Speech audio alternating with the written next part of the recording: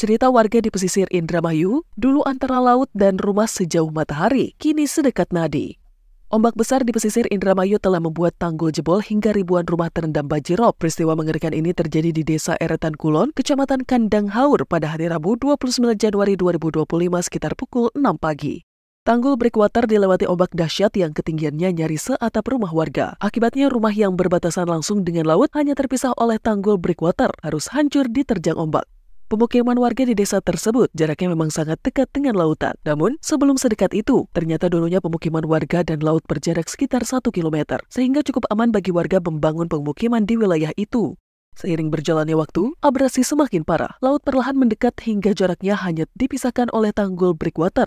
Warga yang terlanjur membangun rumah di daerah itu tak punya pilihan lain selain bertahan sembari berharap agar ombak tak pernah mengamuk. Meskipun warga tahu harapan itu sepertinya suatu kemustahilan karena BMKG telah memperingatkan cuaca ekstrim yang bakal terjadi di perairan Indonesia. Selain itu, banjirop tahunan menjadi tanda bahwa tempat tinggalnya memang sudah tidak aman untuk ditinggali. Pagi itu, sesuatu yang mengerikan terjadi ketika 2 titik kumpul breakwater jebol dan menghancurkan 7 rumah warga. Beruntung tak ada korban jiwa dalam peristiwa ini. Hanya saja warga tak sempat menyelamatkan barang-barang berharganya karena air datang begitu cepat ke daratan.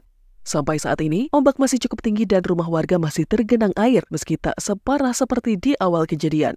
Warga setempat memperlihatkan beberapa rumah di desa tersebut benar-benar dekat dengan laut. Rumah tersebut juga dekat dengan titik lokasi tanggul jebol, tapi tidak sampai ambruk.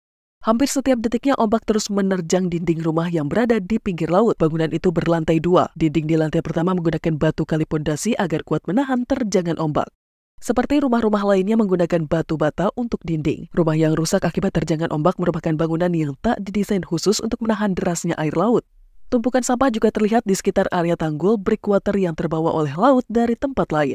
Kini, warga terpaksa harus meninggalkan rumahnya untuk mengungsi di tempat yang lebih aman. Ketika suasana agak membaik, beberapa warga ada yang kembali ke rumah untuk menyelamatkan barang-barang yang masih bisa diselamatkan. Seperti kendaraan roda 2, warga bergotong royong mengamankan motor yang masih terparkir di rumah untuk dibawa ke posko pengungsian. Banjirop karena tanggul breakwater jebol ini juga nyaris menenggelamkan jalan raya Pantura. Untungnya, kondisi jalan raya berada di atas pemukiman warga sehingga tak sampai tergenang air.